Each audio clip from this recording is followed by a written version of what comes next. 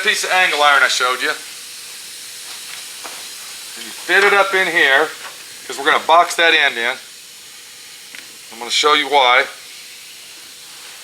So you fit it right here just like this. You go ahead and mark it off. Go ahead and flip it over and do the same thing. And mark it. And then I'm going to cut those with my, okay, I went ahead and cut out the brace with the little bracket. Now the reason we use this is it's actually designed, I make these, which you can make at home out of the same stuff. You can actually drill a hole in there, tap your little tap your support rod out and bolt it on there if you wish. Now what I do, and if you look over here on this other side, I actually weld them on, and that will all be cleaned up nice and clean, and you know, you'll before we paint it, it'll all look really nice. So what we're doing here is we're going to weld this bracket on. This is the first thing that goes on. Or if you're at home and you don't have a welder, you can drill a hole here, tap it, and bolt it on. So I'm going to weld that on there and show you exactly how it goes.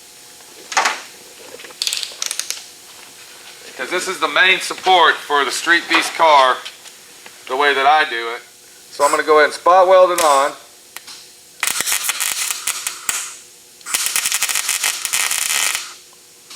Get my hand out of the way so I don't burn it.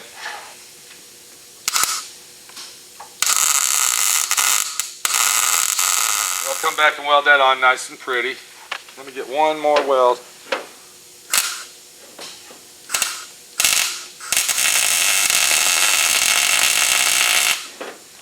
Come back and weld that on nice and pretty after I take my hood and side panels off.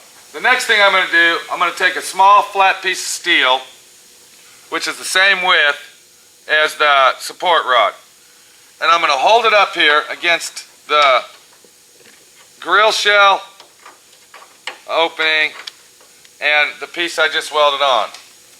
I'm going to take my magic marker and I'm going to mark me a hole.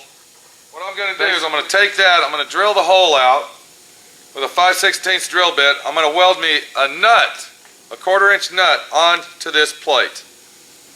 And if you don't have these facilities, you can actually just drill a hole and put a screw and a nut on it. You don't have to weld it, it just makes it easier for me.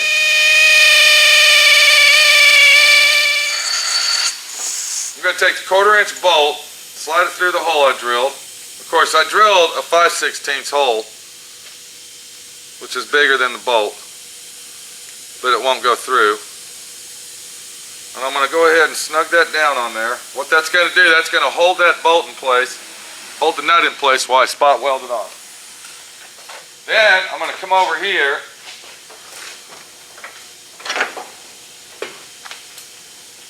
and I'm just going to tack weld that nut on there.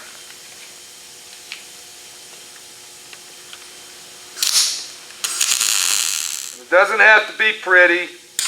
You aren't even going to see it. All you need is a tack welded on there. Now you can also drill and tap this plate out, and that will be probably enough threads, but the vibration might cause a problem. We're going to take our nut off, our bolt off of the plate. And to ensure that the threads are nice and clean, so we don't have no problems.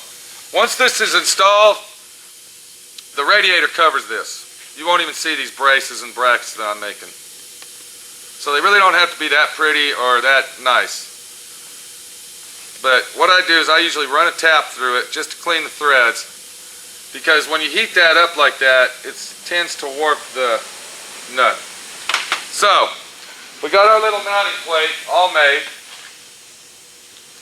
And what I'm going to do next is I'm going to weld this on. I'm going to hold it next to the grill and I'm going to weld it on to the support rod. I'm going to weld it to the piece of bracket, the piece of angle iron that I welded on there. So I take this and I line it up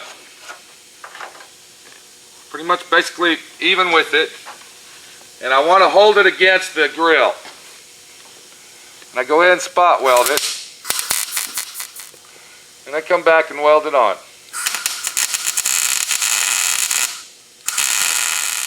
So, just an overall view, what we did to mount the grill. We went ahead and set the grill in there. We went ahead and trimmed off part of the access that was making the grill sit up too high. We brought it down even with our hood. We went ahead and bolted the bottom of it. I made these brackets, okay, and I welded a nut on there. Once again, you can actually bolt these on if you want. You can drill a hole there and, you know, put a nut and a bolt on it, whatever you know, easiest for you. I weld them on. You won't see these once the radiator's in there. The radiator covers all this.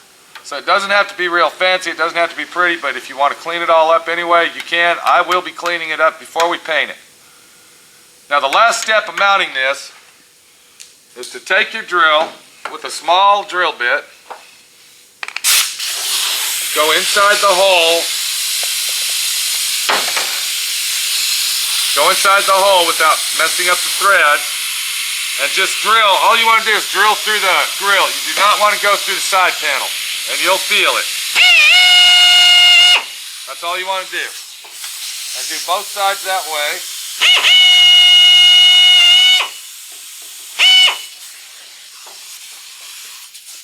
And if you look over here at our finished product, we've already removed the side panels and the hood on this. And if you look real close in here at the finished product, and then come over here on the outside, you'll see that I drilled a 1/4 inch hole. These don't need to be recessed because it's already recessed here. When your side panels are on it, you won't see it. You can actually use, we're going to probably change those out to some nice stainless steel Allen head bolts or what have you. That will screw in there nice and secure. Your radiator, it's going to make it very simple to remove these sidebars if need be, because the grill's going to, the radiator will be in here and you won't be able to get inside here. Once we mount the radiator here, it'll be solid as a rock. So, that's basically mounting all the front end parts on your Street Beast car.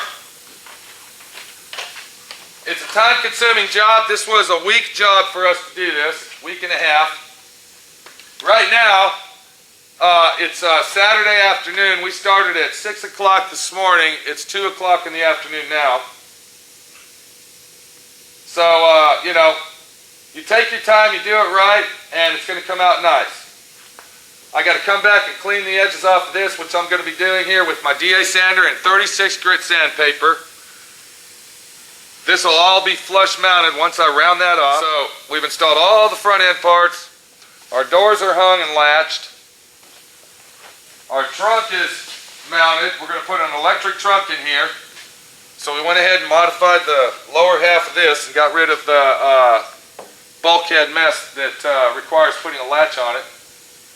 And the next step on this car is wiring it up, installing all the coolers, radiators, etc., to get it running.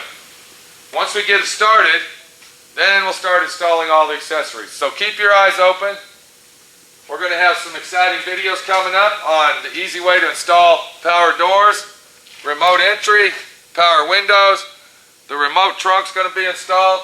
I'm going to show you how to put your wire harness in the correct way so you can get to it if a fuse blows out. I'm going to install the dash.